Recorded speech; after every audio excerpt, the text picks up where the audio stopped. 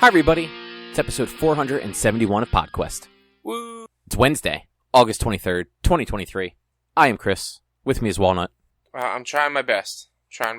Drew is helping parents with things, like a good son. Oh, you want to hear about helping parents? I can give you a story about helping parents. I'm sure you can. Go for it. So yesterday, or Monday evening at some point, I get a text from my mother asking to come over and help them set up all of the streaming services. So my dad, a little bit of backstory, is not afraid to change ISPs and cable. Right. Isn't that like the thing they used to do? Like they would jump back and forth between them? On the dot every year and a half, 2 years. He is changing between Comcast or Verizon because he gets the better deal. He gets everything he wants. He gets all the sports channels for the best deal. And then a year and a half, 2 years go by. His contract is up, whatever. They cancel it. He cancels it, moves back to... It is somehow cheaper to do this because they do not give you any sort of reward for being there a long time. They only give the new people rewards. So, they're always a new customer. So, my dad just made the switch back from Comcast to Verizon last week or 2 weeks ago. And so my mom texted me, and we need your help with setting up all the streaming service. Because I'm not saying I password share with my parents, but my parents have access to all the streaming services in some way, shape, or form. Not saying that it's me. I'm not saying that they have my password to Netflix and HBO and Hulu. So the only one it won't really work for is Netflix. I mean, it still works. My parents actually got like a notification when they tried to open Netflix saying that they couldn't sign in anymore. Oh, wow. Interesting. We'll see. We'll see what happens if they get a notification or not. Yeah, my parents actually just got their own subscription. Okay. So we go and I go to set it up, and because they have Verizon, before on Comcast cable box. So here's the thing: they have a smart TV, they have a Sony Bravia, which for some reason doesn't have any of the apps available, like Disney or Hulu, it just has Netflix, which is weird. Which also now makes sense as to why they always used their cable box to connect to all the streaming services. But we always told them, stop doing that because you need us to log you in way too much. Every once a year, we're going over logging them in because they're getting a new cable box. It's like if you used your TV the way it was supposed to, we wouldn't need to do this. Well, what do you mean? Well, you have a smart TV that has access to all of these. You have a PlayStation that has access to all these. You have phones that have access to all of these. We would only have to log you in once, instead of logging you in every time you get the cable box. Because as weird as it sounds, we would actually have to log them in more often because of the cable box than we would if they got a new phone. Yeah, no, I mean, that sounds accurate. Also, I didn't even know you could sign in via cable boxes. Yeah, on Comcast at least, and even on Verizon. Verizon has a couple of widgets, is what they call them. But Verizon also doesn't have access to Disney, even though they give free Disney Plus to new customers. They don't have access to Disney Plus. They don't have access to a bunch of others, which is just weird. So I spent an hour and a half there trying to figure out how to log in all of the streaming services on their cable box because that's what they wanted. Didn't work. Trying to check their TV. Can't download new apps on their TV. It's not that old. I don't know why you couldn't. Maybe it is. So then I just had to set it all up onto my dad's PS4. I'm like, all right, good. Mom, Dad, you're set. Never do we ever have to do this again as long as you watch this stuff through the PS4. My mom's upset because it's another controller that she has to worry about. But my dad's like, this is what I've been telling you to do this whole time. And it's just like, we never have to do this again because you're set up right now. Unless you get a PS5, we never have to do this again. Yeah, I mean, and really, like, at that point, like, they could have just spent, like, the $30, like, years ago and just gotten, like, a fucking Roku or something. A Roku? Well, that's the thing. They have a smart TV. It should have all of that access in there or the ability to connect their phone and stream from their phone. But they... Well, how old is their TV? I don't know. It can't be that old. Well, so, like the one that we have in the bedroom is older, but it's still a smart TV, but it doesn't get new apps anymore. Yeah. So, like, if theirs is more than, like, say, like 5 years old, they might not have the apps on there. And some TVs just don't have certain apps. Like, the LG does not have an app for Crunchyroll. So, like, we have a Roku just for Crunchyroll. Yeah. It's weird. Maybe and I Hulu. will get them. I might think about getting the Roku, but the whole point was they wanted one controller to do everything, and now they don't have that anyway. Maybe I will still get her a Roku, but yeah, it's just funny. Parents are funny. Parents are funny. My parents basically did the same thing. Only like I think they still technically have Verizon like cable, but like they like paired it way back. So like, and my dad's like, oh no, we can't spend money. But then I'm like, well, if you spend $20, you get 3 services because that's how much the Disney Plus combo thing is now. Yes. So you get Disney Plus, Hulu, and ESPN Plus for $20, which is frankly like a good deal because it's also the ad-free versions of everything. Yeah. So like they have that, and then like they have Netflix. I think they have an Amazon Prime account, so they have Amazon Prime. Like I don't think they have like HBO or like any of the other ones, but they have the stuff that has shows that they want to watch on it. Mm-hmm. But like I had to go over there and help them create the Hulu account, and then like set it up on the TV for them. Makes sense. Yeah. Well, Rich, Parents. what is on the agenda? On the agenda, we're going to talk a little bit about Super Mario and Charles Martinet. We are going to talk about the board game Jurassic Park Legacy of Isla Nublar, the legacy game that me and Cobb have been playing through. Cobb has quite a bit about Pokemon. And then we're going to talk a little bit about Death's Door and the We Were Here series that I've been playing through. Also, Gamescom's going on right now, but from what I'm seeing, not a lot has really been special from that right now, so there's nothing really to talk about that. Yeah, like Opening Night Live happened, I scrolled through everything shown, it was either stuff that we already knew was coming, or stuff that, like, I personally didn't have anything jump out at it, and, like, I didn't think you would have particularly had anything either. The only thing I saw, and it was from watching GamerRanks, had a 10-minute video, like, top 10 things that they saw, or that's been showed so far. And the one thing that I was like, oh, that's good, and I don't really get it, is Half-Life 2 RTX, which is like a modded or upgraded version of Half-Life 2 that has ray tracing and updated, what's the word? Things, I don't know, like the computers are different, look different, I don't know. I can't remember the word that they used. I didn't follow any of it, so I don't really know. It looks good, and I love the Half-Life series, but it's just really not really much to say about it. Right. Yeah, I mean, the one thing that did happen is apparently during, like, a GTA 6 thing, somebody ran up on stage. Second Keeley show in less than a year that somebody has done that. Because somebody did it at the Game Awards back in December. Okay. Some kid like ran up on stage and started like yelling stuff into the microphone during like an award acceptance. I remember that, and like people weren't sure if that was legit or not for a bit. Yeah, it was not. The kid was arrested. Yeah, and like I am sure this person in Germany also arrested. Yes. But from what I've heard, I have not had a chance to go back and check the video. Keeley apparently looked livid. Which I can't say I blame him. Like, it's not like he just hosts that stuff. Like, he does, like, him and, like, his, like, company or whatever. Like, they run it. Like, yeah, they get the guests. They, like, do all the prep work. That is their production. Yeah. So, yeah. But this week, there was a little bit of news-ish adjacent. Long-time, 30-year veteran voice actor of Mario, Charles Martinet, is no longer going to be the voice. Yeah. Which, I mean, that sucks, but maybe they'll get Chris Pratt to do it. So, that would be funny. It looks like... So I did not realize it. He is 67. So, odds are he's just ready to retire. Yeah. He is still going to be the Mario ambassador and will still be doing, like, appearances at conventions and stuff like that. But he is not the voice in the newest Mario game they just revealed, like at that last Nintendo Direct, Mario Wonder, I think it was called. Yeah. The 2D one with like the weird gravity mushroom effect things. The 2D one where they fully grapple into the use of drugs. Yeah, that one. He is not the voice actor for like the Mario sound effects, but they sound very similar to like what he traditionally did.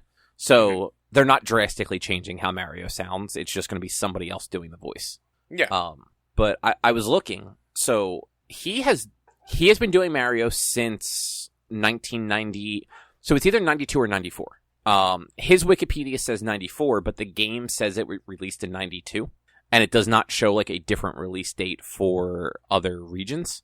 So I'm not entirely sure how accurate either one of those is, but, 30-ish years. He's voiced Mario.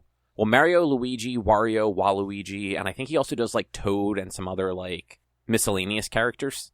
Mm-hmm.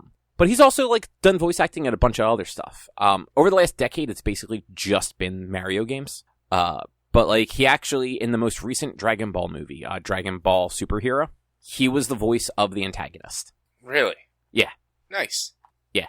Which, they mentioned that on a podcast I was listening to today, and I looked it up, I'm like, oh shit, that was him. That's very funny. Yeah. So it's, like you said, it's less about the fact that he's, like, stepping away from being Mario, and more about the fact that he's just retiring from voice acting. I mean, like, we don't know that for sure. He might also be looking to do more varied voice acting, because, again, over the last decade, he's only voiced not Mario, like, a couple of times. Mm-hmm. Like, almost everything on his, like, Wikipedia for, like, credits is a Mario game where he is voicing at least one Mario-related character. But, like, think about... I mean, I doubt he gets, like, paid on points or anything like that from those. I'm sure it's just a one-time fee for the recording session. So, like, his recording sessions for Mario is... Wahoo! Ah! Wah! Okie dokie! Here we go! Like, that's all his voice... That's all he's got to do for each game. You're really underselling his impact to the character. What else does he do? It's a me, a Mario. Okay. Ouch. Oh, ouch, and wah! But also, there's also Luigi and Waluigi and Wario. Yeah, I mean, he does all of, like, he's basically every Mario. Yeah, actually, he apparently was also some of the voice. Or not like voiceover is not the right word, but like the sound effects, I guess, for Bowser and Mario 64. Mm-hmm. So, like when you come up to Bowser, or like when there's like the Bowser dialogue in different parts of the castle, there's always that like sound, like it's like Jabba the Hutt. Mm-hmm. Apparently that was also him. Yeah. So like that dude is all over the Mario franchise. But yeah, I mean, I'm not gonna say I can't say he won't be mad, but I'm just like, all right, I'm glad he had 30 fucking years of doing this one job, and that was awesome. Especially in, like, voice acting and game industry. You don't often see that, so that's great. Yeah, and everyone I've heard talk about him, like, since that was, like, announced, is just like, oh, he's also the nicest guy. Yeah. So, that's also good. But yeah, there will apparently be, like, a video released with him and Miyamoto. Like, they didn't say what, but, like, that was one of the other news things that were kind of around this. So, might be talking about, like, Mario as, like, a character and, like, the work they both done on it or something. Who knows? I guess we'll find out. There's usually a Nintendo Direct that comes out in September, so it might be, like, around that time that they release something like that, or it might be part of the Direct, for instance. Yeah. But, yeah, I just wanted to mention that up front quickly. Yeah. No, it makes sense. I get it. Yeah. Do you want to talk... sorry, go ahead. Nothing. I really didn't know. I was just making more of a non sequitur of anything. Just saying goodbye to Charles Martinet. I mean, he's not dead. Jesus, man. I know, but it's like he's not You make it sound like he is. But he's not going to be the voice actor. So, like, we're not going to really hear from him after that. Like, the next news item we're going to hear about him is Charles Martinet, the voice actor for Mario for 30 years, has passed away. Like, that's the next news article. And it might be 20 years from now. It might be 30 years from now. But that's most likely the next news article we're going to hear from him. And it sucks. I'm just saying, man, you're being a little bit of a Debbie Downer. Look, sometimes that happens. But would you like to talk a little bit about Legacy of Isla Nublar? Yeah. So we talked about we haven't played it since June, right? Yeah. Well, yeah. almost 2 months. About 2 months. Me, Cobb, Erica, and Mike, right? Matt. I knew it was an M. I'm just bad with names. No offense to Matt. I'm just bad with names. A friend of Cobb's, Matt. We started playing the Legacy of Isla Nublar, which was that Funko game that we talked about on our YouTube channel 2 years ago, year and a half ago, something like that. We got to sit down and play the next 2 chapters of it. And, God, I really do enjoy that game and how they built that game. Yeah, they did a really good job with it. Yeah. Like, what was it, Adventure 2? No, Adventure 3 felt like Adventure 2 wasn't quite as chaotic, but it was us just refreshing ourselves on how to play. But Adventure 3 felt so much chaos. Yeah, well, so Adventure 3 is where it finally hit the movie. Yeah. So, like, the prologue and then, like, the first 2 chapters were very much, like, pre-stuff. Like, we only had, there were a couple of characters that would have been on the island beforehand. And in the first one, because you had Muldoon and Wu and Hammond, and then, like, a bunch of, like, unnamed people, basically. Yeah. And then in 2, you get Nedry and Arnold. And, like, that makes sense. Like, they would definitely be there, like, ahead of time. Because they're doing, like, security and network and everything like that. Yeah.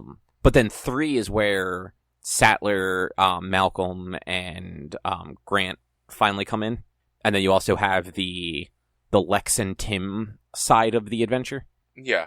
So, like, that was the one where it got, like, a little more like, okay, we now have new dinosaurs on the board that we didn't have before. They're all fucking carnivores as far as what we got to add. Because we've been winning.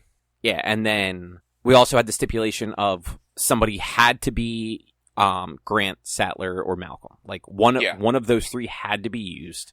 So we couldn't leverage the characters that we had kind of already unlocked some stuff for. And then they kept throwing those, like, wild cards in of, like, hey, Lex and Tim are, like, lost in the park somewhere. Like, you have to go find them, and every round you don't find them, you suffer a consequence. And I would say, episode 3 wouldn't have been as much chaos, like, part 3, Adventure 3, wouldn't have been as much chaos if more of us picked Sattler, Grant, or Malcolm. I don't know if that's true. It is, because the one objective needed to be done by one of them 3. The first objective. That part is true, but we did actually end up knocking that out very quickly. From it took us 3 rounds to do it. No, so it took us 2 rounds. No. Yeah. Okay. But, like, we could have technically, I think, gotten it done in a round if we had, and not gotten that consequence, which, I mean, the consequence didn't really do much to us, but we could have gotten it done in a round if we had one of the other 2 with us as well. But, like, yeah, it's like the game design for it, like, it made it work and it made it fun. And it was just like, it's like, all right, well, we have this primary objective, we have these extra movements and everything like this, so we can, like, make sure whoever's Grant or whoever is that character can do them. That was the first time in a game that I felt kind of useless as Muldoon, because I was just like, all right, well, how can I help?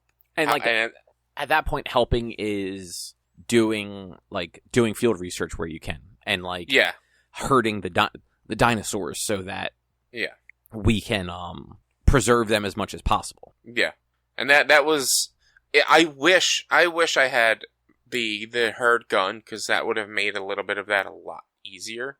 Because I would have been able to, like, use an action to herd one way, use the free action to herd one the other way. Because we just kept getting stuck with the Spino and the Dillo attacking each other. Yeah, it just happened to be where those 2, like, where we placed them on the board strategically, thinking that it would work. The sector decks have just not been working out in our benefit.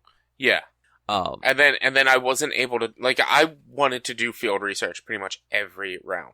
I'm like, I should be able to do this. If I'm going to be in these zones, I should be able to, and I unfortunately wasn't able to do it. Yeah, because there were a lot of other, like, that third one in particular had a lot of stuff to try and, like, manage. Yeah. Like, every time we flipped, and, like, the one, round 4, there were 2 different cards that we had to resolve as quickly as possible, because we had the find Nedry and the canister of, stolen embryos, and find Lex and Tim. Yeah. And, like, all we knew is we had to search all 6 zones. Or sectors, and all six sectors. That's the part that, like, it doesn't suck, like, it makes sense, but, like, that's part of the part that, like, kind of sucks, is, like, you don't have to search all 6. You would just have to search the one that it's in, but you don't know which one it's in. Yeah. And so, like, both times, the last one we searched was the one that they were in. So we had to waste 3, instead of wasting 1 action token, or 2 action tokens to find the 2 things. We wasted 6 action tokens to find the 2 things. Yeah, I mean, we were at least in the situation where, like, because I have Hammond, I have a lot of ability to move other people around. Yeah. So even though, like, you guys can't necessarily move yourselves, I'm happy. Like, and I think both games I ended up with vehicles with free movement. So being in that situation where I can use my actions to strategically place the 3 of you, and then use that free action to, like, move myself someplace if need be, or, like, bring followers or whatever from the helipad to, like, a building. Yeah. Since we now have, like, we have roads going in such a way where, like, it's possible to use the vehicles to do that. Yeah. That's one thing I wish we could do, was use the vehicles to move players as well. Like, and a Jeep has 4 seats in it, so it should be able to move up to 4 players, including the person who's driving. I think it can. But no, it's only followers that it can move. So I think there is something that also lets you move players. It might be like an unlock skill or something. Yeah, there might be something later on, but I don't think any of us have it. Like, I can't, like, move you when I move as well. Like, I can't have you follow me. But, like, it makes sense because that's part of, like, the turn order and making sure that, like, everyone gets their turn, everyone can move wherever they want, and it doesn't give other players extra movement. But, like, at least with the vehicles, you should be able to use... Maybe if it becomes an action to use a vehicle, you can move actual players and stuff as well, but we'll have to wait and see until later. Yeah, I think that's part of it too, is, like, especially by, like, round 3 or 4, if you've been, like, strategically placing roads and stuff based on, like, what the game lets you do, you might be able to get around almost the entire board based on roads, and I forget exactly how many spaces. I think you can do up to 3 in, like, the regular Jeep. So you can go through 3 zones in the regular Jeep as long as there is a road connecting. Mm-hmm.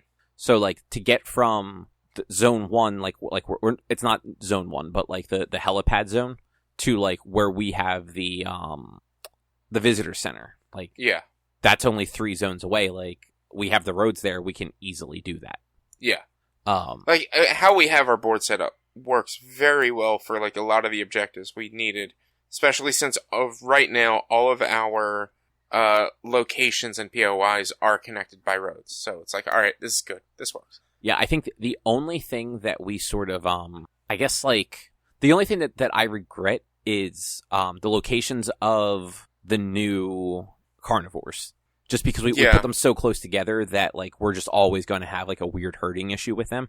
Yeah, it's that and the fact that we have a fence in its direction.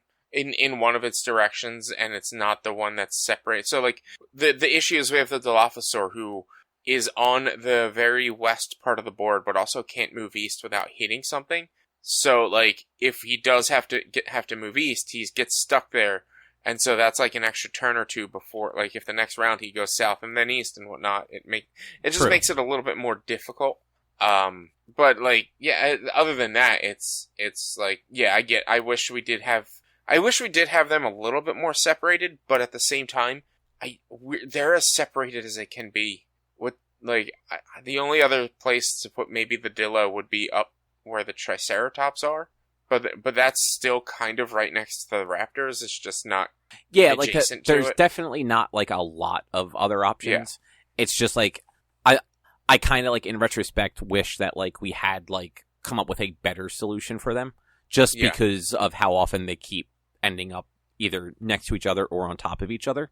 Yeah. And, like, I think, like, knowing what the power station is for now, I feel like having that south of, like, the visitor center and the genetics lab would have probably made a little bit more sense. Because, like, right now it's very far north. Well,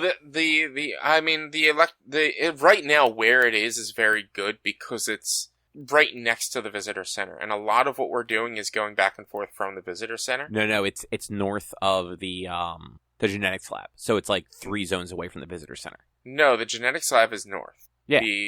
The genetics lab is in blue. The power station is... Oh, right. I have them swapped in my head. Yeah. The power station is in a good spot. The genetics lab is a little north. I wish we did have that further down south, because we do need to start focusing on that a little bit. If we want to try to unlock all the possible cards that we could have for later games.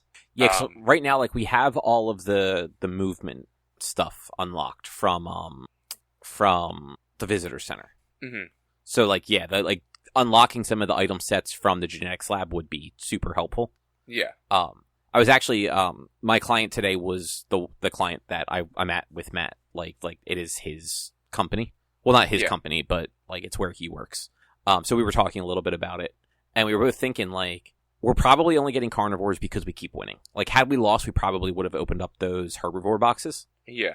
But at a certain point, we're just not going to have dinosaurs to open anymore because there's only 5 dinosaurs that you can add if there's only 5 possible carnivores, I should say.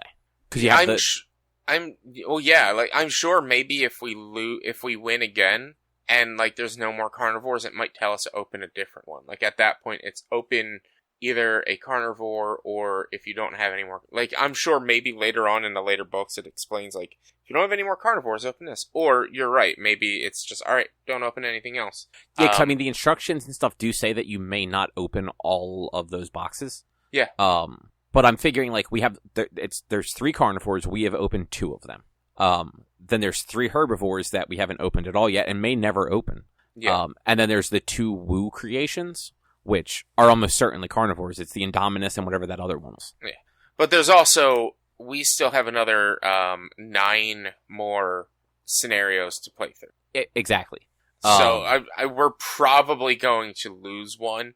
And honestly, I messed up a rule in our second scenario in the first one we played that would have made that game a lot harder had I not misread that rule.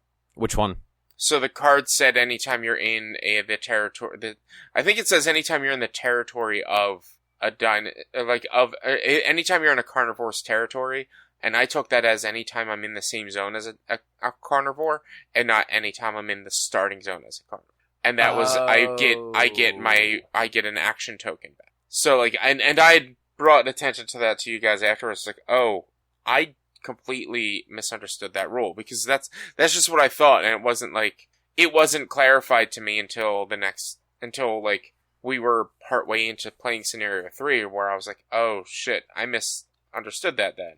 Oops, we can't go back and replay it. It is what it is. Yeah, I mean, like unfortunately, that is like that. Yeah. If you mess up a rule in a game like this, like you just have to hope that you didn't mess it up so bad that it either ruins like your chances of winning or makes it so that like you kind of like ruin the game. And I think that first one, like there was enough going on that like we didn't get out of it completely unscathed. Yeah, and like we were still trying to like figure stuff out. And frankly, the power station really kind of like threw us all for a loop because like I don't think any of us fully understood what the power outages would mean until like it happened. Yeah, the power outages were rough. Like once we kind of understood them and figured out how to get those things to flip correctly, because it wasn't just like Ericos with like the nails being unable to get it to flip. Like they were such flimsy pieces of cardboard, they just didn't really like tumble correctly.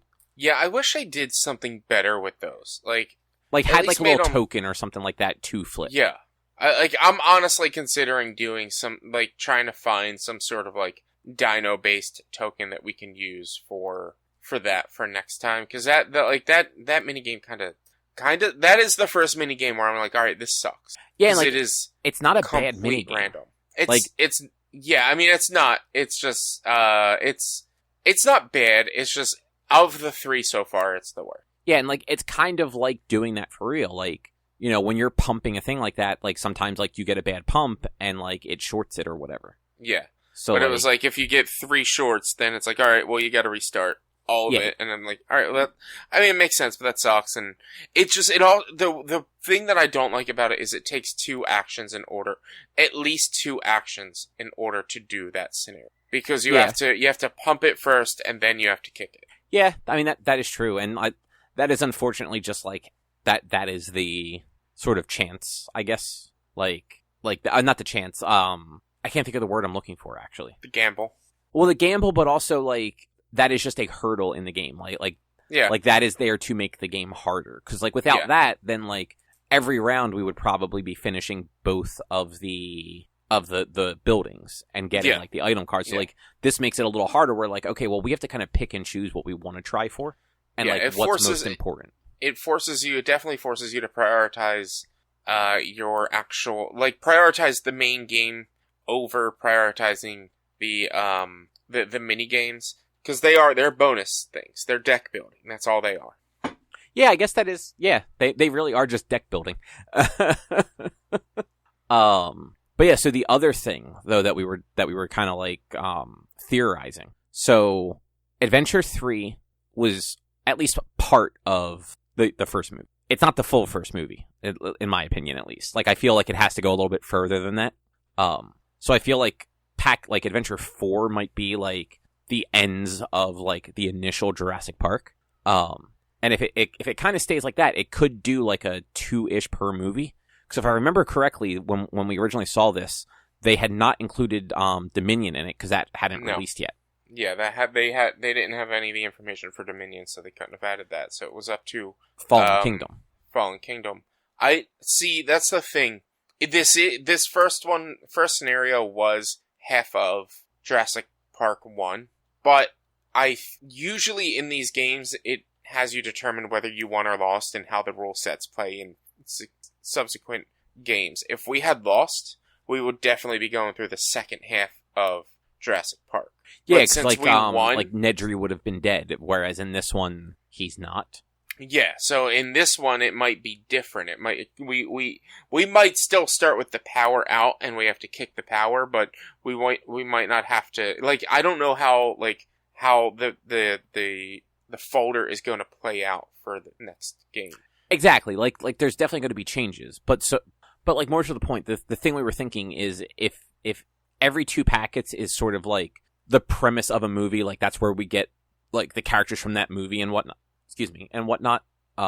Sorry, I lost a little track of thought there. If that's so, in Lost World, for instance, we would still have Ian Malcolm, but then I forget his wife's name, Julianne Moore. We would have had her, whatever her character's name was. We would have had Vince Vaughn's character. Yeah. And like a handful of others probably would get introduced. And I imagine like Malcolm's daughter probably wouldn't be a character, but would be similar to Tim and Lex. Would be a follower, yeah. A follower, or like one of those just like you have to like find them, protect them sort of things. Yeah. But if that's the case, so if we have 2 packets of Jurassic Park 2 and 3, like how do they rewrite that to make them on this island? Because both of those movies were on Isla Sorna, right? Yeah. So Jurassic Park 2 was on Isla Sorna. Jurassic Park 3, I don't know if they actually. It's not Isla Nublar unless there's a third island. I thought it was also Sorna, because I thought there were only the 2 islands, but I know it's not Nublar because Grant literally says to William H. Macy and the woman whose name I'm forgetting, I've never been on this island, you idiots. Yeah.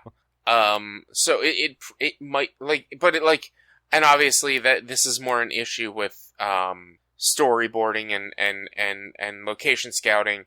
Like, everywhere that they are in Jurassic Park 2, The Lost World, does not really look like anywhere they are in Jurassic Park 3. So that's why I'm just like, I don't know if maybe it's a third island.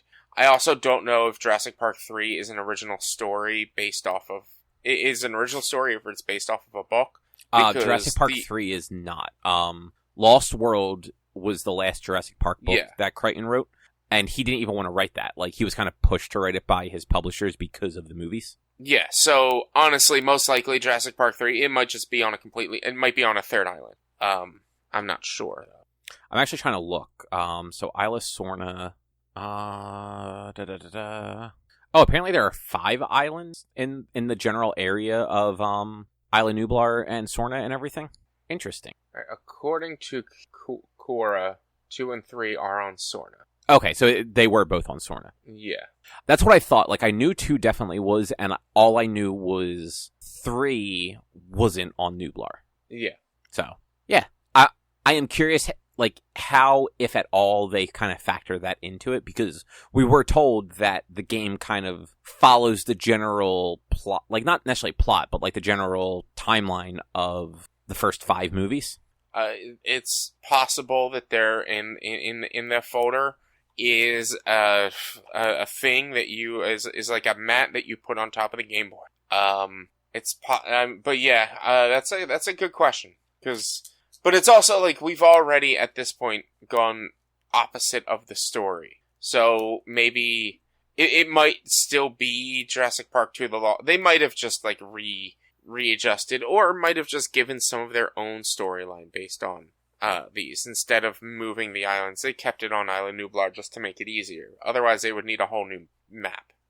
Yeah, and that'd be funny if like it was one of those like, okay, now flip the game over. Like flip the game board over. Here's Isla Sorna. Watch there be a sticker on the back of the game board that we didn't even realize. Or like just the top of the game board is a sticker. Yeah. I and you know what? If it ended at Jurassic Park 3, I wouldn't be totally shocked if they did something weird like that. But since it does go to Jurassic Park and Fallen Kingdom, or World and Fallen Kingdom, it's like, okay, well, those do go back to Nublar, so I get it. Yeah. So, like, but that's what I'm more interested in, is, like, how is this going to play out now that potentially we save the island? Like, how are the future sessions going to play out? Because the whole reason The Lost World and Jurassic Park 3, which I don't think actually has a subtitle, does it? It's just Jurassic Park 3. And then Jurassic World and Fallen Kingdom, the whole reason, like, those all happened was because the park failed. But did the park fail at this point? Have we succeeded in keeping the park from failing? So how is that going to skew and change our story moving forward to where we don't even have Jurassic Park The Lost World happen? We have a completely new storyline. Yeah, and like we're already seeing that sort of happen by like where we finished number 3, Adventure 3. We have Nedry and Arnold still alive, and Muldoon. And Muldoon. But also, where we are in 3 compared to where they die is different. Muldoon or Nedry for sure would be dead at this point. But Muldoon and Arnold aren't quite, because Muldoon doesn't die until they go to kick the power back on, and Arnold dies just like sometime that night before then, but most likely after Nedry. So like, that's true, because it was the next day when Sattler and Muldoon go to the power station. Yeah, so if it's still going to stick with the normal Jurassic Park storyline, the next episode or the next session is going to be literally us looking for the kids while trying to reestablish. Like, the power's going to be out as soon as the game starts. Well, and so maybe we already found the kids. So yeah, that's the thing. That's where it's a little confusing, is because we found the kids already. So are they So is the game kind of just working with the timeline of the kids and Nedry were missing at the same time, which they were, but you find them both in the course of the same time frame, which would put us just past... I mean, technically, we do still find the kids as Nedry dies. Grant finds the kids, and then it's Grant and the kids are missing, while everyone else is trying to find Grant. And get them back. So, like, at this point, where we are is potentially the end of Jurassic Park, where the kids are eating Jell-O and raptors are about to. Right. Exactly. Yeah, like after Tim gets shocked and everything. Yeah. Yeah, so I am very curious to see, like, how they kind of wrap the narrative from the different movies into it. Yeah. I'm also curious just to see, like, what other hurdles they throw at us, and what other, like, items and Easter eggs and things we find.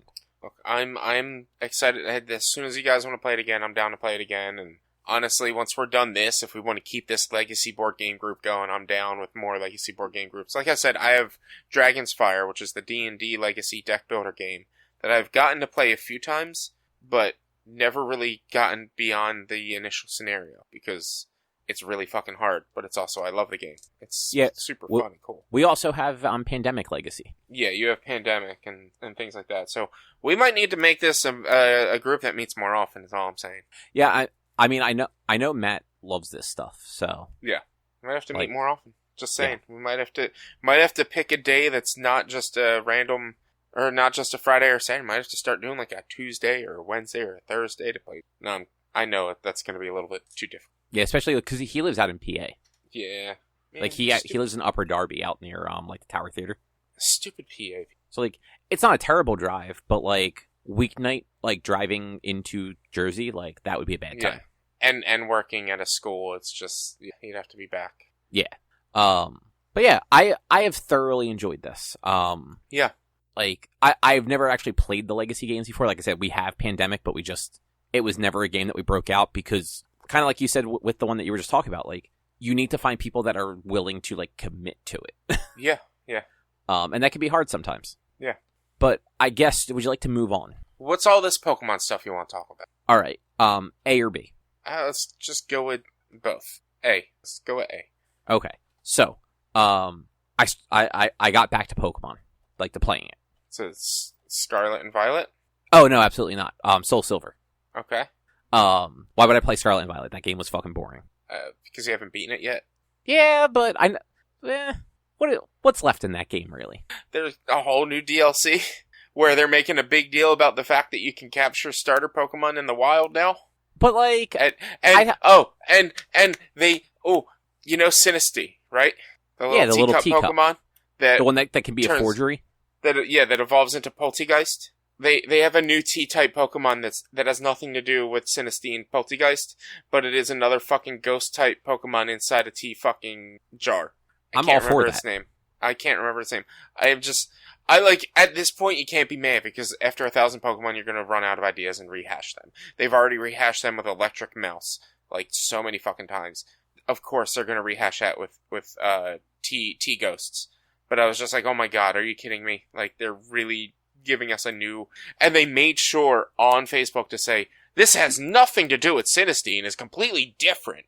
I'm like, come on, guy. Come on. Yeah, but, no, like, at some point I do kind of plan on going back to Scarlet and Violet just to wrap up. I finished the Starfall thing. I finished the Legendary Beast or whatever the fuck it was called. You just have the gym. I have not finished that yet. That's what I'm saying. Like, yeah, I finished all the gyms. One or two I have gyms, to. Right? No, I finished all the gyms. I just have to go do like Victory Road or whatever. I think that's what it's called. You just have to go after the Elite Four. Yeah, I have to do the Elite Four, do the rival battle, and then I can go do the end game stuff in Crater Zero or whatever that place was called. So it's Elite Four, and then I don't think is there. Yeah, it is. There is a rival battle. There's always a rival battle. Yeah, it's either before or after. I couldn't remember if it was after the Elite Four or after the Area Zero. But yeah, it's. Look, I get it. That game wasn't great. I get it.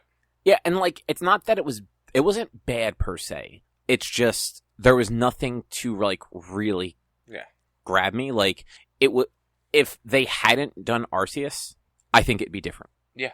Like if I hadn't played Arceus less than a year prior, I'd be like, oh yeah, no, this is the next logical step from Sword and Shield. Like, because like there was a lot of good stuff in Scarlet Violet, but it was missing all the stuff that I absolutely adored about Arceus. Mm-hmm.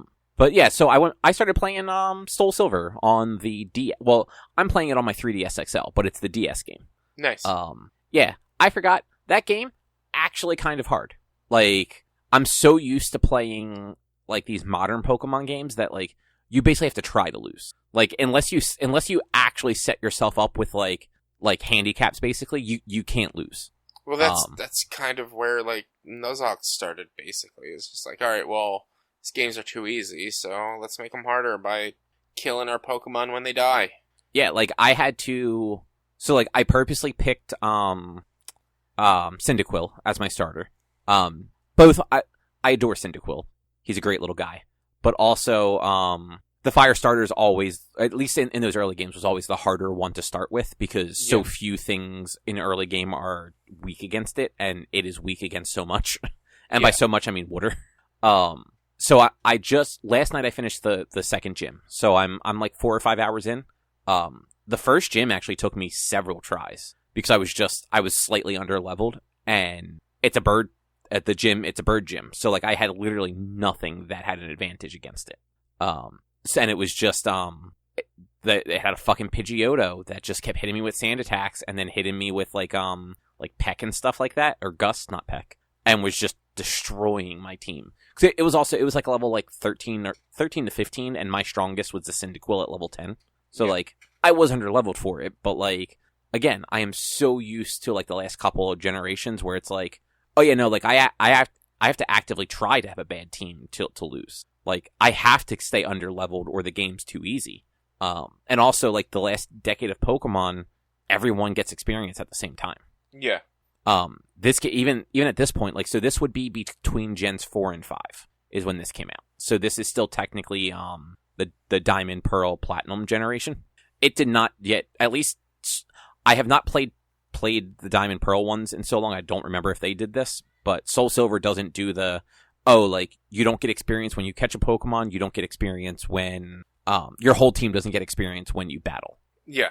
So, like, you have to, like, if a new Pokemon pops up and you're out there grinding for experience, like, you just have to take the hit and catch it and then grind some more. Yeah, I think that was the era when they started doing, like, the moving grass stuff, too, so that, like, if you run around and you see the moving grass, that's generally a Pokemon that'll give you more experience. I think that might have been Generation 5. I think that might have been the Unova game. Mm-hmm. So, like, just before this one.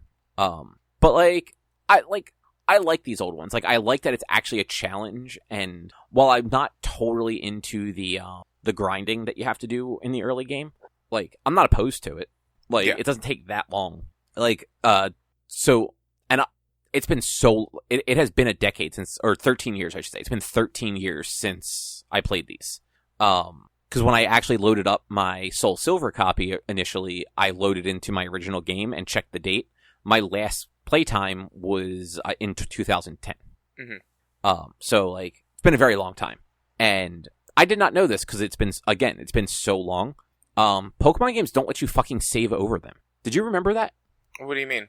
So if you're playing Pokemon, you start a new game, it gives you, like, the little warning that, like, if you start a new game, you'll lose, like, your old game.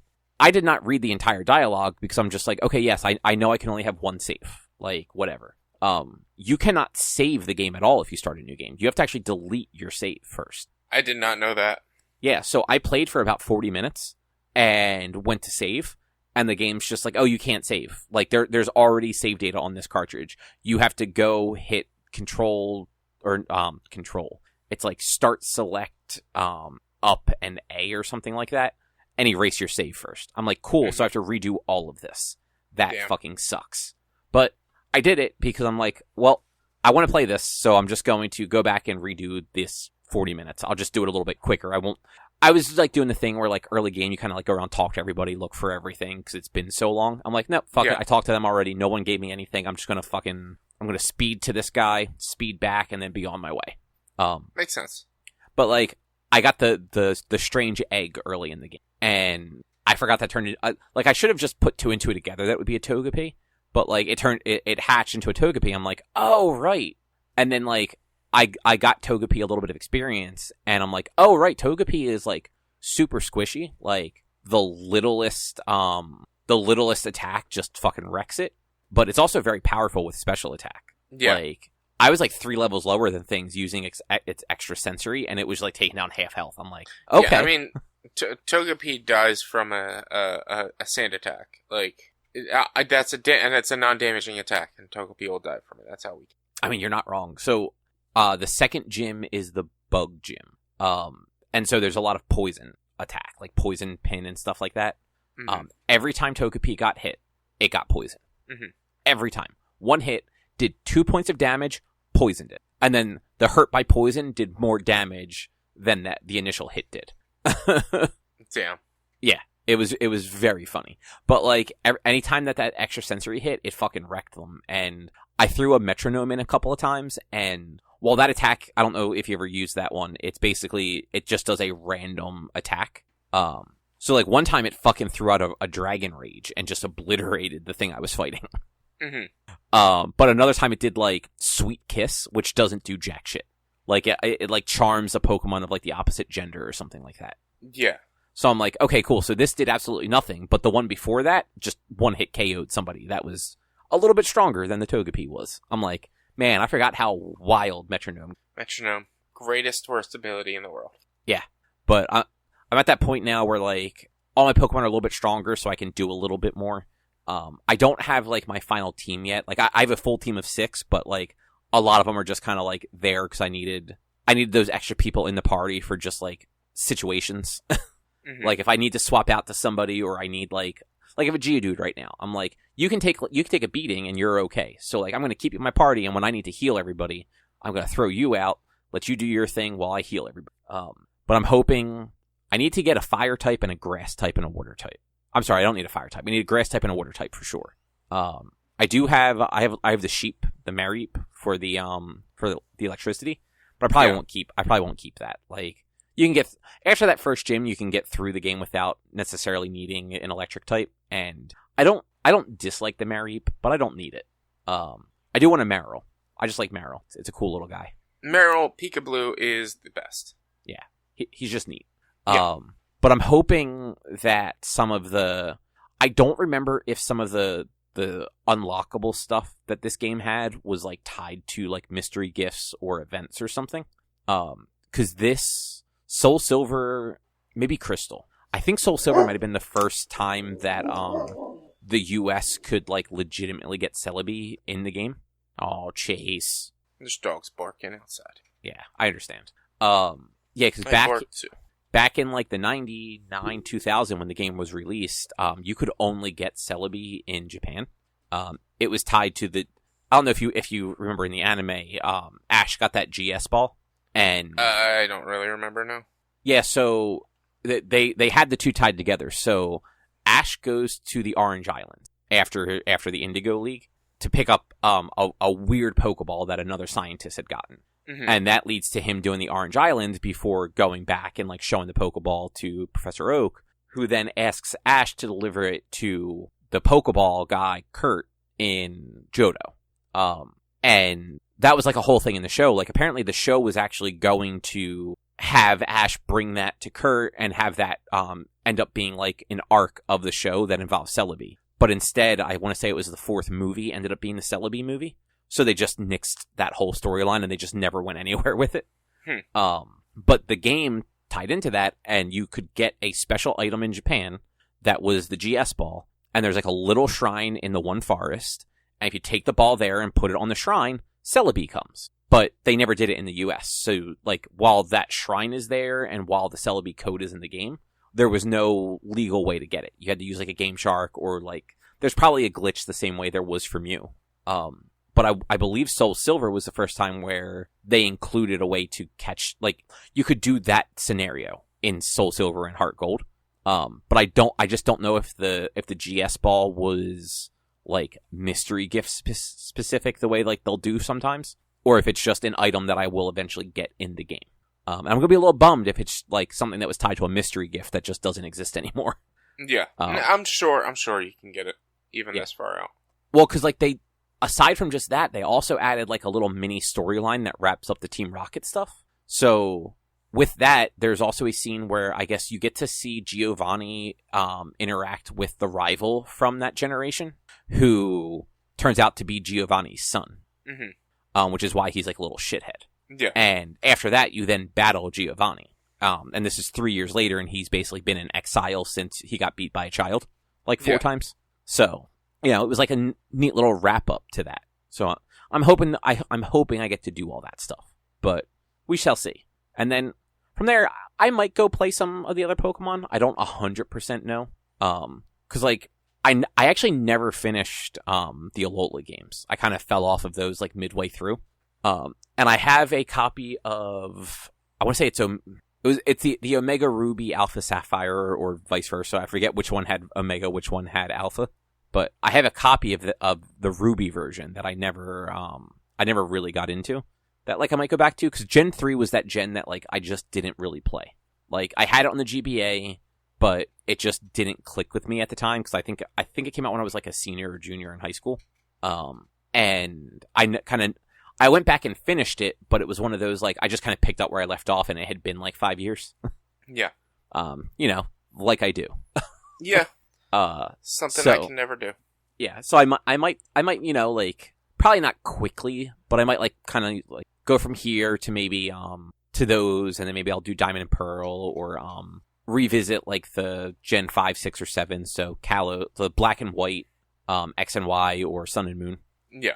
So I know I finished Black and White, but I don't think I ever finished Black and White 2. I don't think I ever even beat Black and White. Or no, I beat Black and White. So X and Y was the one, I know you beat that one. That's one that actually had the really interesting story. Yeah, with the whole war, and the guy and the Pokemon are both immortal and everything. Yeah, that's X and Y. So I never beat Black and White. I never played Black and White 2. Because I think, I don't know why I fell off of Black and White. I just did. I think something else came out shortly after that, and that's what got me more interested, or I don't know. I don't remember why I fell off of Black and White. Yeah, like I said, I know I finished Black and White. I know I never finished Black and White 2. And the same thing with Sun and Moon and Ultra Sun and Moon. Mm-hmm. But like, I'm interested in Black and White 2 because it's the only direct sequel to like a generation. Like, technically, Gold and Silver is a sequel to Red and Blue. Because like they tell you flat out it's 3 years later. Like, Team Rocket's like, yeah, we disbanded 3 years ago, and like shit like that.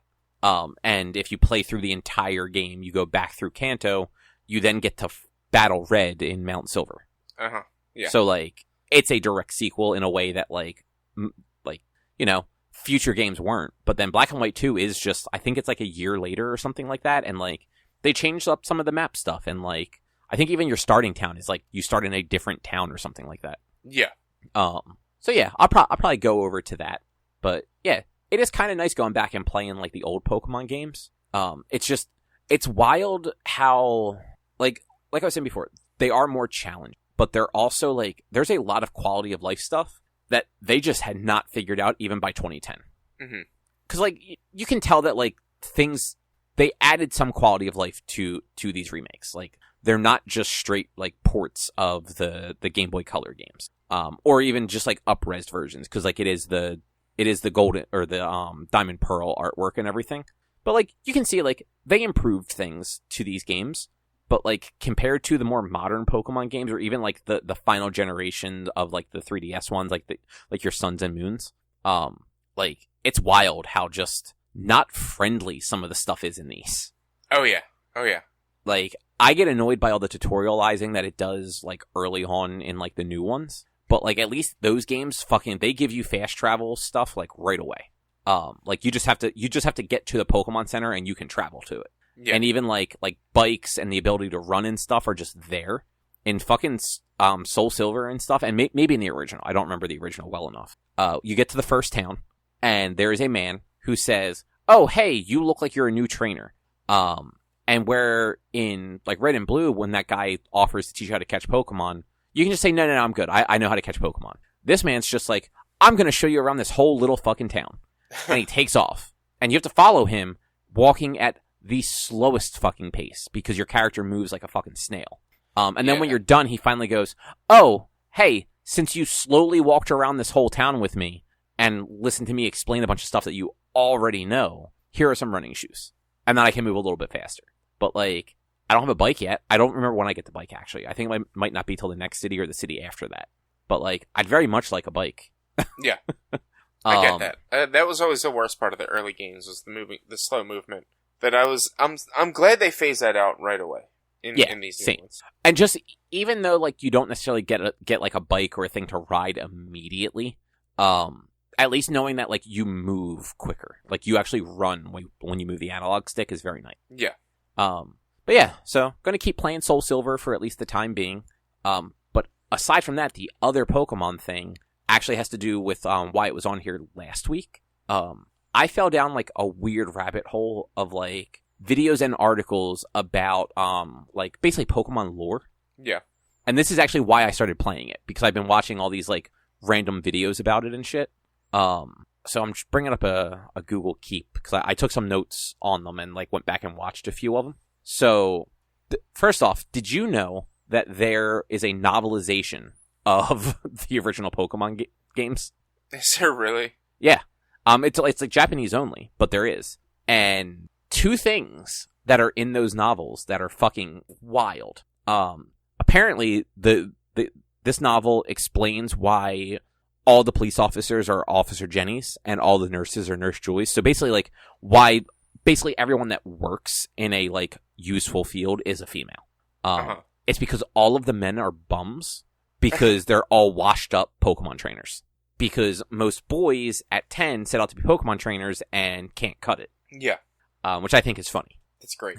So it's like all the men in this world just suck. Yeah. And then the other thing is, so it's not so much that they're sending children out to become Pokemon trainers. It's at the age of 10 in this world, you are legally an adult. Mm-hmm. meaning 10 years old, you can go become a Pokemon trainer. 10 years old, you can also go get married. That's weird. Yeah, right? And yeah, in a novel.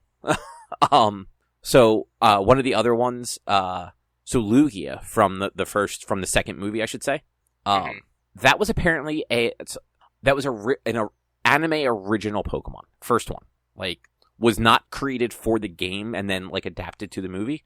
Like, was created to be like the guardian of the sea in Pokemon the movie 2000. Okay. Or whatever it's called in Japan, because it came out before the year 2000. So like one of the main guys behind like the anime and everything, Takeshi Shudo, like he wrote like the pilot, he wrote a bunch of other episodes, he wrote these movies. He created them, Lugia that is, and was both upset that they then forced Lugia into the games, and was also upset that in the movies they made Lugia a male when in his head, as he was writing the character, wrote Lugia as a female. Mm-hmm. And I thought that was interesting that like the person who wrote it basically had no say in how it was used, essentially. Yeah, that's lame. And then there have been over 20 deaths associated with Pokemon. Like, in real life or just in the series? In real life. Jesus Christ. Well, I'm sure a lot of them have to do with Pokemon Go. Over 22 of them are Pokemon Go related. Jesus. Yep. But like there have been others, like other game, anime related stuff. If I remember correctly, none of them are Porygon related from the Electric Soldier Porygon episode. Yeah. I don't believe that any of the kids that had seizures then died back in the 90s. But yeah, like over 20 deaths associated to Pokemon, most of them from Pokemon Go. That doesn't shock me. People were idiots when Pokemon Go first came out. Dude, people are still idiots. What are you talking about? Yeah, true. And then to circle back to the thing that we had touched on a little while ago, in Pokemon X and Y, Floette is that like immortal Pokemon thing that you were referencing. Yeah. So in Pokemon X and Y, you had the dude who'd been alive for 1,000 years, and he was basically sad because he had lost his partner Pokemon all that time ago, and I think like he thought the partner Pokemon was dead. Mm-hmm. So that's basically where that ends. Like you see that scene, and that's the end of it. In the code, you were supposed to be able to catch that Pokemon. You're supposed to be able to catch Floette? Yeah, maybe not that specific Floette, but you were supposed to be able to catch a Floette. And to the point where even in the next generation, so in the Alola version, they still had Pokedex info in the code for Floette. Like, you'd never see it in the game because there's no Floette to unlock it with, but like that Pokemon was meant to be like attainable. Interesting. Weird. Yeah. So X and Y is the generation where it never had a third iteration. So up till the Switch, basically, every generation had that like extra version of the game. You had Yellow, you had Platinum, you had Crystal, you had Black and White 2, and then you had like the Ultra Sun and Ultra Moon. Mm-hmm. X and Y, there was a Z game. Like, Z was in development. That's where, do you remember Zygarde, I think the Pokemon name is? It's the one in Sun and Moon where you collect, like, the bits of him around the world, and, like, eventually it'll turn into a Pokemon. Yeah. He's a snake dude. Yeah, kind of. He's a green. Yeah. That was the mascot Pokemon for Pokemon Z that mid-doing, they just canceled it. Mm-hmm. So, like, the overarching theory is Floette was probably meant to be part of that game, along with a bunch of other stuff that was just cut for one reason or another. And in some cases, it found its way in one form or another into Sun and Moon, but, like, altered in some way. But yeah, like, so them just kind of killing an entire version of the game, like, had, like, an impact on, like, stuff that probably would have made for more interesting, like, narratives. Because, in my memory, X and Y had one of the better narratives. Yes, it absolutely did. Like, that whole history thing, like, it could have definitely been better, but it was still actually pretty cool. Yeah. Like, it was deeper than those games had ever really been before. Sorry, I'm just making a note in case the ice cream truck sound was in the background to double check for Ice cream! And, like, those were just, like, a couple of the ones that, like, I grabbed out. Like, there's so many... There's a couple YouTube channels that are basically just dedicated to this stuff. Yeah. And they It's almost as if YouTube has some great content that you should check out and gives you almost a reason to not have cable TV anymore. So my biggest problem with YouTube is all these videos are all like 20 minutes or less. Like they're usually 10 to 15. Mhm. I don't want to have to keep like queuing up videos every 15. Like I want to just put on an hour thing and just watch it. Then find a playlist or make a playlist. That's a lot of work, man. It's not. Every Saturday morning I have 4 hours of content set up for me strictly from YouTube. Look, I don't dislike YouTube. It's just a lot of the content that like would even relatively interest me on there is very short, and I'm not when I'm watching TV like downstairs. Like, hey, Erica doesn't want to watch this. Like, she has no interest. But like, I don't want to watch 15-minute videos. Like, these are things that like I throw on while I'm like working and just kind of have on in the background sometimes. That's when I don't mostly what I do at YouTube. Yeah, mostly when I run out of podcasts. Like, I listen to podcasts most, so there's that. But yeah, I was reading stuff, and then these videos a couple of these videos got recommended, and as we talked about before, if you just watch 1 second of something on YouTube, it's suddenly your entire fucking algorithm. Especially if you don't have an algorithm like you. I have an algorithm. Like, the problem is, like, I don't, again, like we're saying, like, I don't watch YouTube like you do. So it doesn't feed me a bunch of, like, unique stuff. Yeah. It's like, I watch one thing because I'm looking something up, and then that becomes my algorithm for a while. Yeah. But yeah, like, just falling down the rabbit hole of, like, hey, here's all these Pokemon that, like, you can't actually catch in the games. Like, and, like, there are, like, these weird, like, pseudo-Pokemon that appear in certain games that you just can never catch. Or, like, just weird lore things that, like, there's no way to know if they're connected, but they sure seem like they are. Yeah. Like, I want to say it's Hoenn. So, like, Generation 3, in the original games, and so not in the remakes, there is an abandoned, like, half-sunken ship in the ocean, that if you go on there, like, there's people just exploring it, but it's still just, like, it's almost like the St. Anne or SS Anne crashed. It's not that boat, though. It's a different boat. But one of, like, the Elite Four members looks like a captain. Like, he has, like, a frayed, torn, like, captain's jacket over his shoulders. Yeah. And he makes references to, like, captaining boats and stuff like that, and how his Pokemon, like, saved him. And I think he's the dragon trainer in that generation. And, like, if you read the Pokedex entry, like, Dragonites in that generation were known for finding lost ships and guiding them back to land, basically. Mm-hmm. So, like, there's this weird theory you can follow that, like, that guy may have actually been the captain of that boat years prior and was saved by a Dragonite and then devoted himself to being a dragon trainer. Which, like, that's a weird thing that, like, it all lines up perfectly, and, like, that could have been somebody's intention at Game Freak, but you'll just never know. Because it's Game Freak, and they don't really put any thought into that stuff as far as, like, showing it to us in the narrative. Yeah. There's also, I mentioned this last week when we briefly touched on this. I think it's Gen 4, there's the Ghost Girl, where you come out of an elevator, and then this girl walks out of the wall. And she doesn't even walk, she, like, kind of floats. And then she stops and, like, looks at you and says something like, oh, you're not the one, and then, like, disappears. And you never see her again, it's never brought up again, it's never mentioned again. It's like, what the fuck? Like, what was this leading to? I think I looked it up, or somebody else brought it up. But yeah, there's multiple, you said it, and then I looked it up. There's multiple encounters with this ghost girl throughout all of the game. So, it's not necessarily her, but there are, like, other instances where you can find, like, other, like, ghost characters, basically, like, hidden in the background, or, like just off screen, or, like, behind your player character, where, like, you can see that there's another person standing there, but it's not quite enough of the sprite to make it out clearly. Mm-hmm. Like, it's very weird. It's weird that they went to that sort of trouble in later games. Yeah. For it to, like, not ever really be explained. Yeah. I'm trying to think if there was anything. Oh, the last thing. The truck. Do you know the truck next to the SSN in yes. Gen 1? That you were supposed... That legend has that you can get a Mew from it. Yeah. Or Peekaboo. That was also the rumor. Yeah. From, like cut stuff and all these things... people were able to figure out that there was apparently at one point another town. And the art style was actually slightly different at that time. And there was a truck in it. And it looks like maybe that town was exactly where Vermilion City is, or just south of Vermilion City. and they just never removed the truck from like the game data.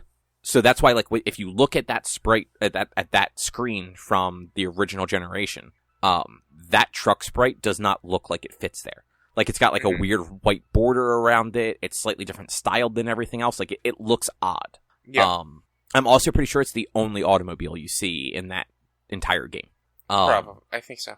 So it's less of a, like, oh, this was like a fun little thing that got hit in there, and more of a, it was just easier to leave that data sitting there than remove it and probably render, like, more of the ground beneath it or something. Yeah.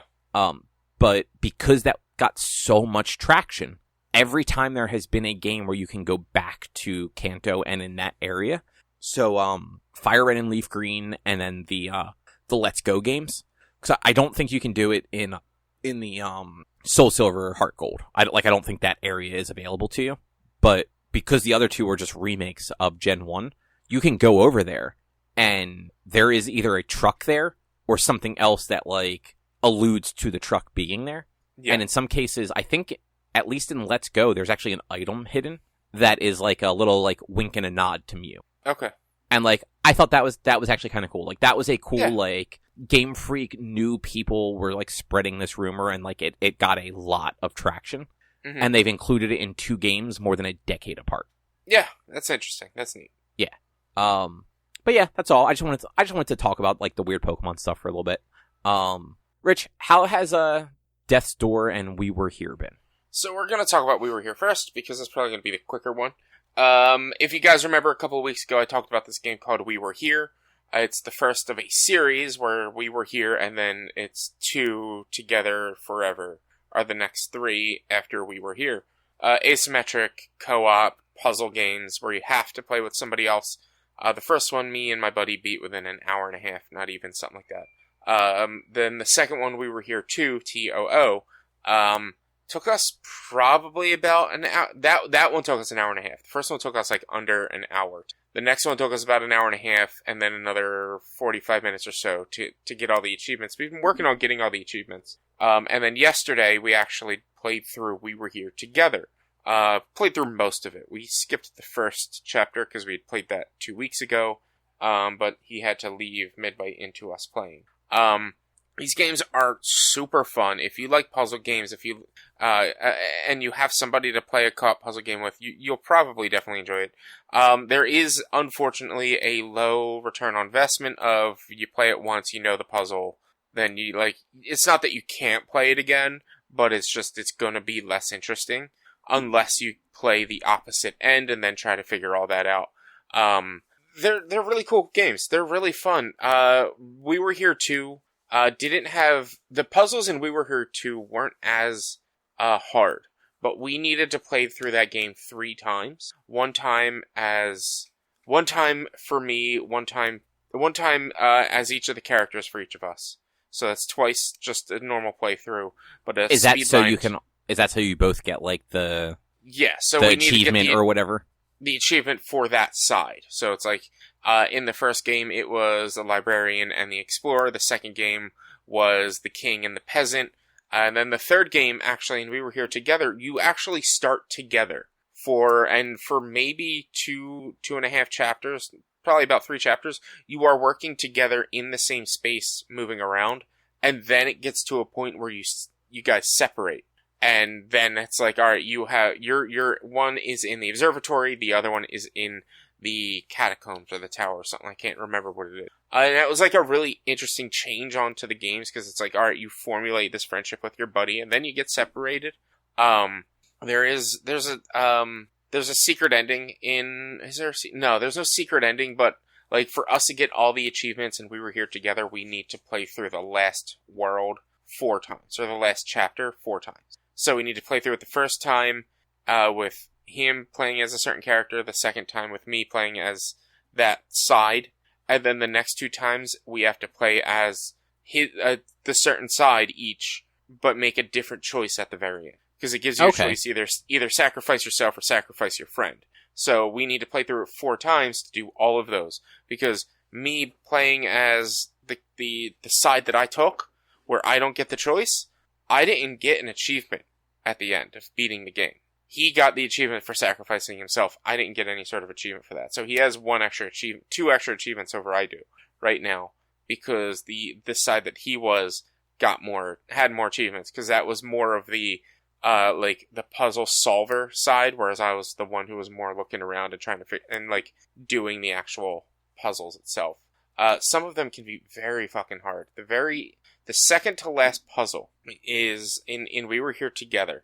You start one of the players starts with on a table. There's a bunch of potions, and on either side of the table are two devices. One device will separate the potion that it's made from. The other device will combine two potions into one. And you need to figure out how to make 3 potions to go into another device that'll combine all 3 into the main item that you're looking to get. And that is very hard, because it's like the one side, his side, had images and the name of what the potion, like the images of what's on the potion bottles and the name of the potion. I had a book that had the initials of the potion and the name of it. And then he had a board that had the initials of the potions in like a flowchart, what you need to combine to make the one above, and what you need to combine with that to make the one above of just the initials. So he needed to go, all right, what's initials for, here's the initial, here's the initial. I had to look up and find out what the name of it was. He had to then go find the name, what it was, what it looked like. And then if I didn't have it, we would have to figure out how to make it from what I do have. Oh, okay. It was very interesting, but very much a pain. And then there was another puzzle that we had a lot of issues with, because I'm in a room with, I think it's like 6 Tesla coils on it. And they are all connected. And I have 12 fuses. And I have to put the fuses are each different colors or color combinations. Like one of them is blue, one of them is blue and red, one of them is 2 blues, things like that. That I need to put in an order. What he had was a web of, here's all the color combinations and here's this web. And based on what 2 fuses I had, we needed to piece together what went between those 2 fuses, what connected away from the last fuse, and what connected the first 3 from the first fuse.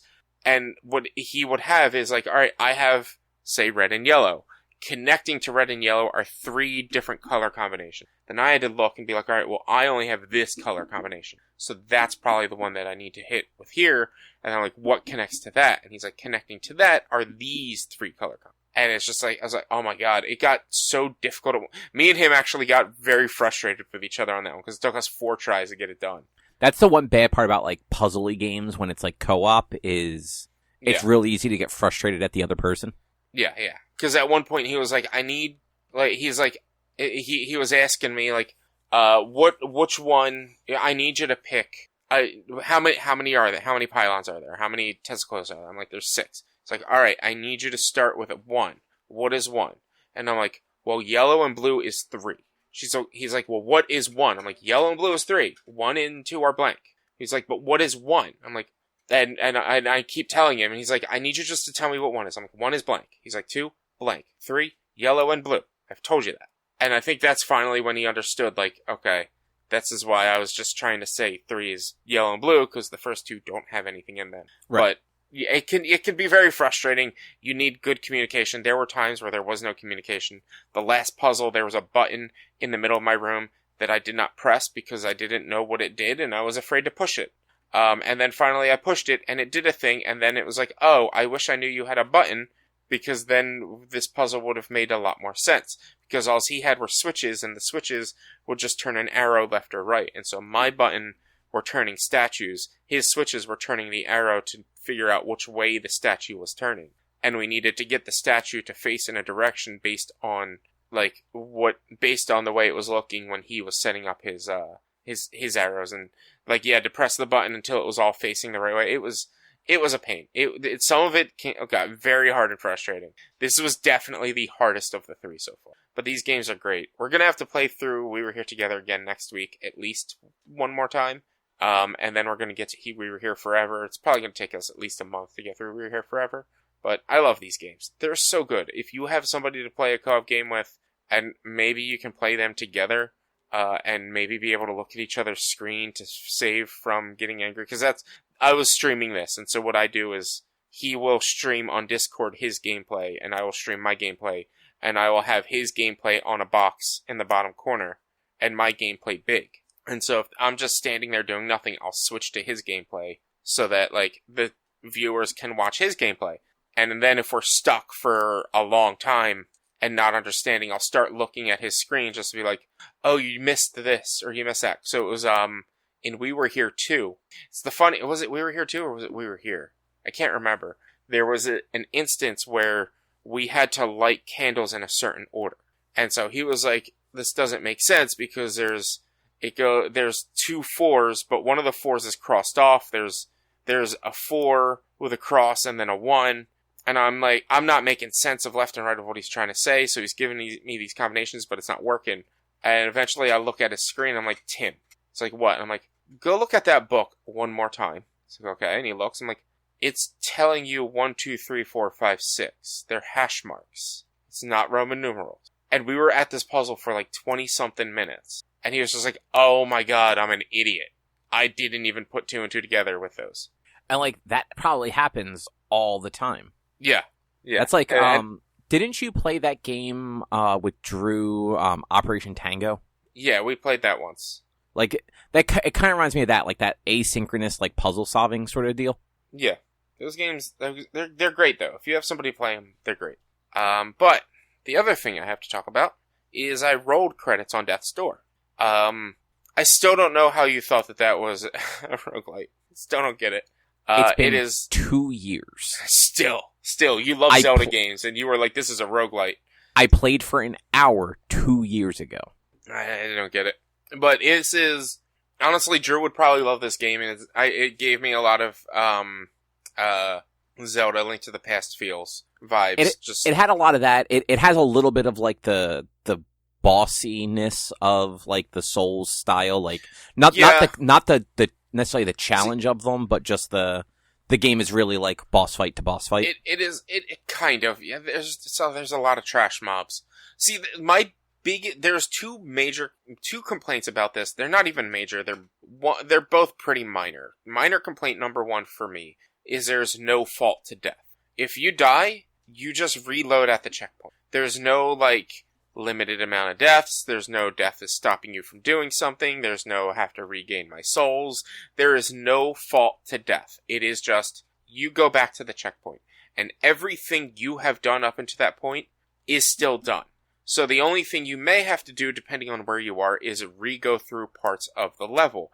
But there's a lot of shortcuts that you unlock as you go through it. So you can skip half the level at times. And to me, I'm like, I like the hard difficulty, the soul style of, like, gather your souls when you die and whatnot. But this is just like, it made the game a little too easy. What made the game a little difficult, and I also don't like, is that there's no map to the game. And if they had I thought there was. There's no map. As far as I know, there's no map. But everyone I've talked to about it agrees. Like, this game needs a map. Also, at least a map to, like, pinpoint special locations, because I am missing 4 shrines that'll increase my health and my magic, and I'm missing a bunch of shiny items, and I don't know where I haven't been yet. And so if I had a map, I could, like, scour that a little bit more. So the next time I play, there is post-game content after fighting the final boss. Once I get through that, then I'm going to do the post-game content. I'm going to get all the shrines. I'm going to get all the collectibles, and then I'll call it a night on that game. Which makes sense. The final boss was really fucking fun. So once you beat the game at the very end goes from boss to boss to boss. You have time to move between each, but it goes from boss to boss to boss, which is nice. And the second to last boss was, honestly, in my opinion, probably the hardest. But I also didn't have all my abilities upgraded. So if I had my fire ability upgraded all the way, he would have been a lot easier. But it's like, the hard thing about him was every time you hit him, he shot off like a quill that would home in on you very slowly, but it would still shoot off a quill that would home in on you. So you'd have to, like, fend off that while also dodging his attacks. And it was just, there's a lot on the screen. And same with the final boss is, like, the first part of the final boss is fighting him in each location that you've been in, like, like, he chases you, or you chase him through hallways, and then the arena will open up to one of the locations you fought in, and then he chases you. And, like, he slightly picks up abilities of each of the main bosses when you get to their locations. And, like, it was really cool that you get into the first fight, and then you get into what I was calling the slalom portion, where, like, there were these bull doors coming at you, and you'd have to dodge them. All of this, you can't heal between, any of this. You only heal at plants. There's no health potions or anything like that. So you have to do all of this in one life, in the 6 health that you have at the time. But once you reach a certain point, he then goes to the final, to his final phase, which every time you die, you just restart right at the final phase. And his final phase was, again, it was just like having to fight him with all of these different abilities and all of these different combinations.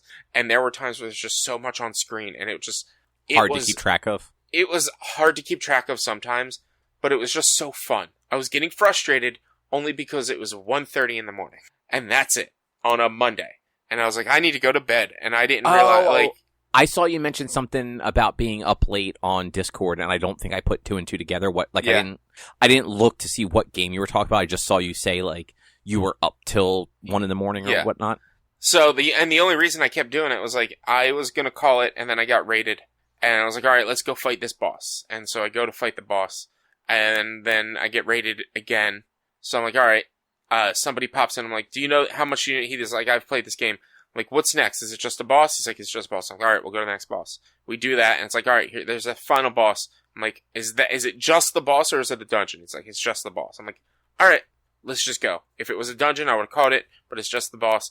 And it was like, fighting those last 3 bosses took an hour and a half to 2 hours. And it was like, it was tough, but it was so fun. That game is so good. The music is amazing. I can't talk high enough about it. Honestly, I don't know what year it came out, but Game of the Year. I want to say it was 2021. Probably, yeah. Which, you know, like, it was definitely one of those games where I played, like, I think it was on, like, Game Pass for, like, PC. So, like, I played it on that a little bit. And, like, had I gotten it on, like, Steam Deck, like actually, like, bought it, I probably would have played more of it. Like, I didn't even have a Steam Deck at the time that I played it, but it was, you know, I don't sit at the PC to play games very often, so it was one of those ones where I'm like, okay, this is cool, like, I like it, but I'm not going to invest a lot of time into it. Yeah. And, like, it's one of those ones where I've seen it go on sale a couple times. I'm like, oh, you know what? Like, I could probably buy that and, like, just play it on the Steam Deck, or I think it's on Switch even, like, play it on Switch, but I just never do because there's so many other games that, like, I already own that I haven't played. This is absolutely up your alley. You would love this. Oh, no, like I said, like, I very much enjoyed, like, the hour or 2 that I played of it. Mm-hmm. I didn't love, like, the boss fights, but, like, that was just because I didn't dislike them, though. Like, I just hadn't really gotten the hang of them yet, so, like... Yeah, I mean, that's the one thing that you probably won't like. It's a lot of pattern... Or not even pattern recognition, but, like, kind of... I guess it's pattern recognition, recognizing what ability they're using when they're using it. And, like, some of the secret bosses, it's like, alright, when he does this attack, if he stays down for this long... And it's, like, milliseconds long, but you recognize it. Like, if he stays down, then he's doing this attack afterwards, which means I have a quick chance to attack him and roll out of the way, but I can only hit him once with the weapon I had and roll away. Otherwise, if I had any other weapon, I wouldn't have been able to hit him at that point. Like, there is a lot of pattern recognition, but, like, I feel like it's more of a Zelda-style pattern recognition that you would be able to get more into.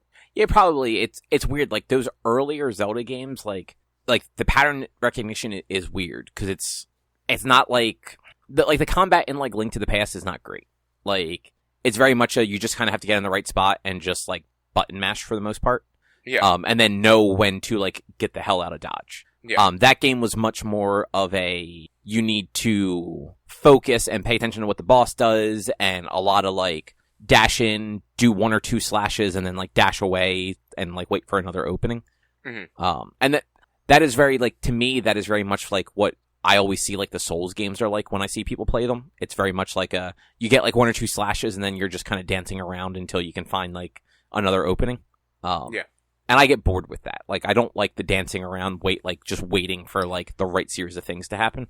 I mean, this one doesn't quite have that much. It's more Zelda-like, where it's like, yes, you're waiting, you're not waiting forever. you're waiting like 1-2 attacks. All right, go in. I can hit that there, and it is a lot of like, all right, how are they standing? How can I get in there, hit, and get out?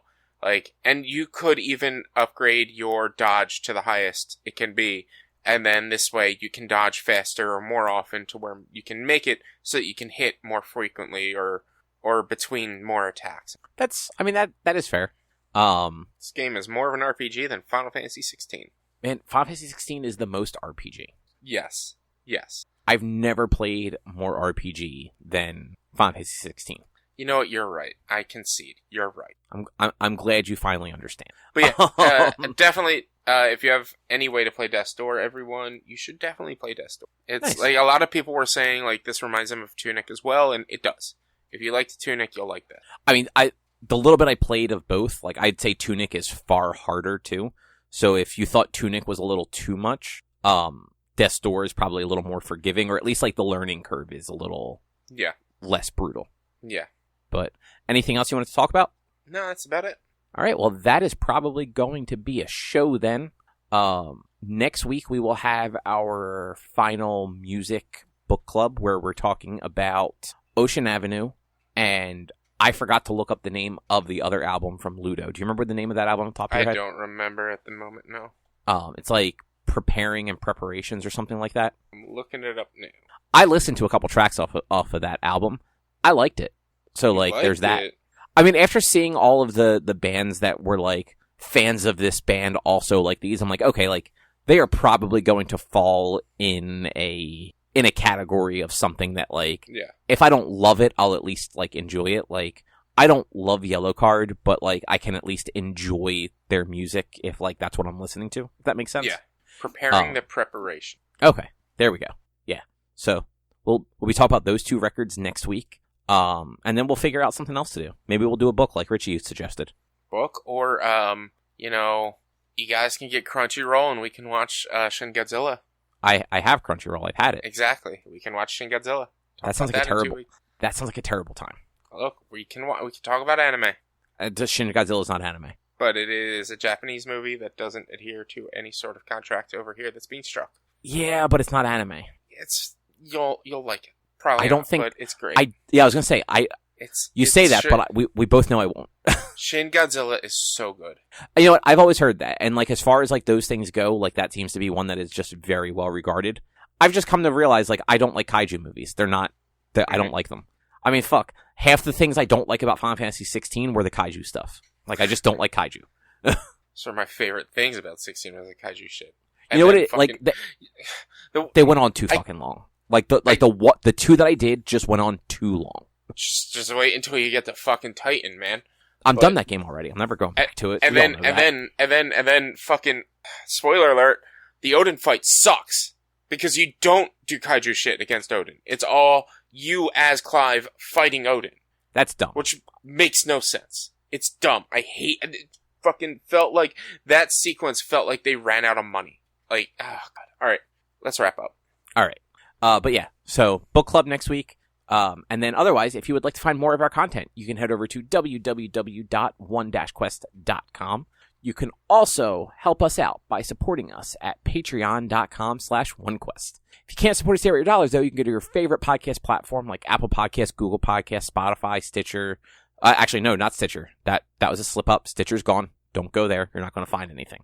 But all the other ones, go there, find us, listen to us, download us, rate us, review us, subscribe to us. All of those things help. You can also find us on social media, facebook.com/onequestonline or at @1_quest on Instagram and Twitter. Our YouTube channel is youtube.com/onequestvideo.